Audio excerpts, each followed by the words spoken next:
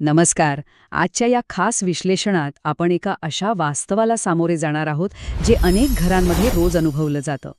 विचार करा, एक सामान्य मध्यमवर्गीय विद्यार्थी, हातात रिकामं पाकीट आणि समोर डोळे विस्फारून टाकणारे फीचे आकडे. कधी काळी जो शिक्षणाचा हक्क होता तो आजकाल अचानक अशी एक लक्झरी किंवा चैनीची गोष्ट कशी काय बनली आहे जी सर्वसामान्यांना परवडतच नाही. याच प्रश्नाच्या मुळाशी आज आपण जाणार आहोत. आता साहजिकच एक प्रश्न पडतो. आजच्या या महागाईच्या काळात चांगलं शिक्षण नक्की परवडतं तरी कोणाला? 12वी, प्री मेडिकल किंवा इंजिनिअरिंगच्या कोचिंगसाठी वर्षाला 2 ते 6 लाख रुपये मोजावे लागतात. म्हणजे बघा, एका सामान्य कुटुंबाच्या वर्षभराच्या उत्पन्नापेक्षा हा आकडा जास्त असू शकतो. आज परिस्थिती इतकी गंभीर झालीय की फक्त मुलांच्या तयारीच्या वर्गाची फी भरण्यासाठी अनेक कुटुंबांना स्वतःचं घर, गाडी किंवा शेतजमीन अक्षरशः गहाण ठेवावी लागते. हा संघर्ष खरोखरच अस्वस्थ करणारा आहे. आणि आता हा आकडा बघा, 50 लाख रुपये. होय, तुम्ही बरोबर ऐकलत. भारतातील एका खाजगी वैद्यकीय महाविद्यालयातून म्हणजेच प्रायव्हेट मेडिकल कॉलेजमधून नुसती डिग्री घेण्यासाठी एवढा मोठा खर्च येऊ शकतो. आणि काही ठिकाणी तर हाच आकडा 1 कोटी रुपयांच्याही पुढे जातो. बरं, यात हॉस्टेल, प्रवास आणि इतर खर्च तर आपण धरलेलाच नाहीये. हा आकडाच आपल्याला सांगतोय की शिक्षणाची ही आर्थिक शर्यत जिंकणं आता सामान्य माणसाच्या आवाक्याबाहेर गेलंय. या सगळ्या अवाढव्य खर्चामुळे होतोय काय, तर आपल्या देशात एक फार मोठी शैक्षणिक दरी निर्माण होतीये, आणि तीही अगदी पहिल्या इयत्तेपासून. आजच्या शिक्षण व्यवस्थेत अक्षरशः 2 वेगळी जगं तयार झाली आहेत. एका बाजूला आहेत अतिशय महागड्या एलिट कमर्शियल शाळा, ज्यांची वर्षाची फीस 5-7 लाखांच्या घरात असते. तिथे मुलांना golf course, polo ground, digital labs आणि थेट इंटरनॅशनल इंटर्नशिप सारख्या सुविधा मिळतात. पण जरा दुसऱ्या बाजूला नजर टाकली तर आपल्या ग्रामीण भागातल्या सरकारी शाळा दिसतात. तिथे अनेकदा एकाच शिक्षकाला 3-4 वर्ग सांभाळावे लागतात आणि साध्या पायाभूत सुविधांसाठी झगडावं लागतं. हा विरोधाभास खरोखरच विचार करायला लावणारा आहे. आणि ह्यातून फक्त पैशांचीच नाही, तर एक मोठी सांस्कृतिक आणि सामाजिक दरी निर्माण होतीये. महागड्या शाळांमध्ये इंग्रजी माध्यमावर असणारा तो अवाजवी फोकस आणि इंटरनॅशनल इमेजची एक वेगळीच ओढ असते. त्यामुळे होतं काय, तर स्थानिक भाषेतून शिकणाऱ्या विद्यार्थ्यांच्या मनात नकळतपणे एक न्यूनगंड निर्माण होतो. आपली भाषा, आपलं साधं राहणीमान यामुळे आपण कुठेतरी मागे पडतोय अशी भावना त्यांच्यात येते. थोडक्यात सांगायचं तर इंग्रजी बोलणारा एक वेगळा एलिट वर्ग आणि स्थानिक शाळेत जाणारा दुसरा वर्ग, अशी ही दरी समाजातली विषमता आणखीनच वाढवत आहे. पण या सगळ्या व्यवस्थेचा सर्वात मोठा फटका कुठे बसत असेल, तर तो विद्यार्थ्यांच्या मानसिक आरोग्यावर.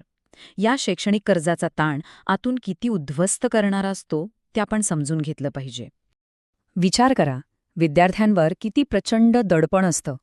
अवाढव्य फी भरण्यासाठी काढलेलं मोठं कर्ज, नोकरी लागल्यावर पुढची 6 ते 8 वर्ष भरावे लागणारे त्याचे EMI, आणि सर्वात महत्त्वाचं म्हणजे माझं शिक्षणाचं आता घरातलं कर्ज फेडेल हा पालकांच्या अपेक्षांचा वाढता भार. या सगळ्या ओझ्यामुळे आजकाल तरुणांमध्ये स्टेटसची चिंता, ताणतणाव आणि डिप्रेशनचं प्रमाण खूप वाढलंय.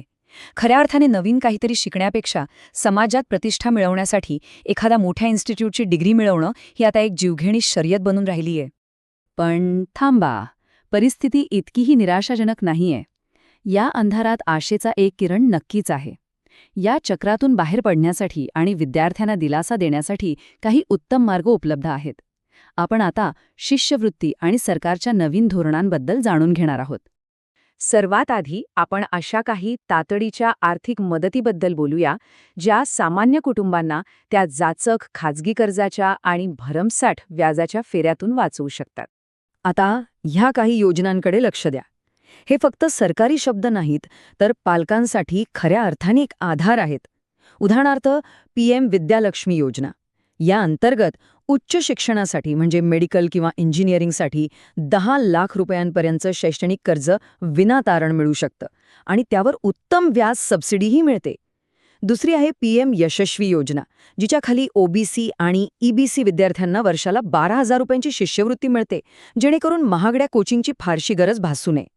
आणि PM SSS योजना तर देशासाठी प्राण अर्पण करणाऱ्या शहीदांच्या मुलांसाठी आहे, ज्यात त्यांना 30 ते 36,000 रुपयांची वार्षिक मदत दिली जाते.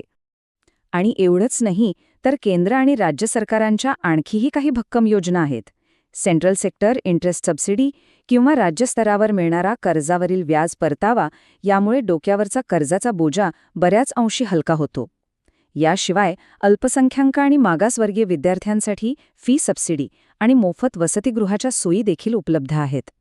तुम्हाला माहितीये का, या सर्व योजनांची सविस्तर माहिती scholarships.gov.in या एकाच केंद्रीय पोर्टलवर सहज उपलब्ध आहे. त्यामुळे अवाढव्य कर्ज काढून स्वतःला अडचणीत टाकण्यापूर्वी या सगळ्या पर्यायांचा नक्की शोध घ्या. आता या आर्थिक मदतीसोबतच आपली संपूर्ण शिक्षण व्यवस्थाच बदलणारं एक मोठं आणि दीर्घकालीन पाऊल उचललं गेलंय, आणि ते म्हणजे राष्ट्रीय शैक्षणिक धोरण अर्थात NEP 2020. अनेक वर्षांपासून चालत आलेली आणि मुलांवर प्रचंड दडपण आणणारी जुनी 10+2 बोर्ड परीक्षेची पद्धत आता हळूहळू मागे पडत आहे. त्याऐवजी आता नवा 5+3+3+4चा पॅटर्न आलाय. अगदी सोप्या भाषेत सांगायचं तर पहिली 5 वर्षे बालवाडी ते दुसरीपर्यंतचा पायाभूत टप्पा, मग 3 वर्षे पूर्वतयारीचा टप्पा, त्यानंतर 3 वर्षे मध्यम टप्पा आणि शेवटी 4 वर्षांचा माध्यमिक टप्पा. याचा सर्वात मोठा फायदा म्हणजे विद्यार्थ्यांवर असणारा एकाच परीक्षेत सगळं सिद्ध करण्याचा तो जीवघेणा दबाव आता नक्कीच कमी होईल. मुलं त्यांच्या वयानुसार आणि नैसर्गिक गतीने शिकू शकतील. या धोरणातल्या सुधारणा खरंच खूप महत्त्वाच्या आहेत. आता 5वीपर्यंतचं शिक्षण मातृभाषेत किंवा स्थानिक भाषेत देण्यावर भर दिला जातोय. यामुळे इंग्रजी माध्यमाच्या शाळांचा नाहक दबदबा कमी होईल आणि आपल्या ग्रामीण विद्यार्थ्यांचा आत्मविश्वास नक्कीच वाढेल.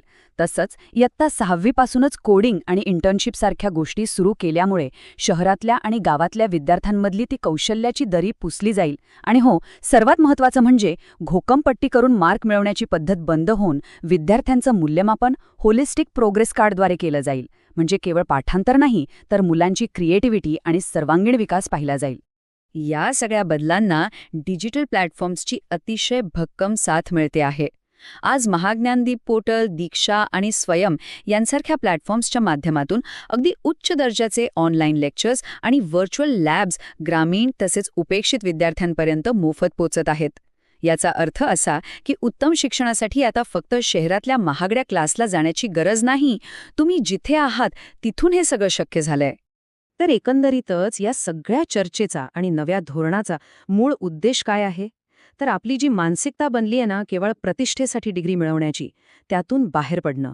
आता लक्ष केंद्रित करायचे ते खऱ्या अर्थाने रोजगारासाठी आवश्यक असणारी कौशल्य मिळवण्यावर. नुसतीच कागदावरची डिग्री घेऊन बेरोजगारी आणि ताणतणाव वाढवण्यापेक्षा हातात प्रत्यक्ष कौशल्य असणं आणि मानसिक शांती जपणं हे या नव्या युगाचं सूत्र असणार आहे. आणि म्हणूनच हा संपूर्ण विषय समजून घेतल्यानंतर एक सर्वात महत्त्वाचा प्रश्न आपल्या सर्वांसमोर उभा राहतो.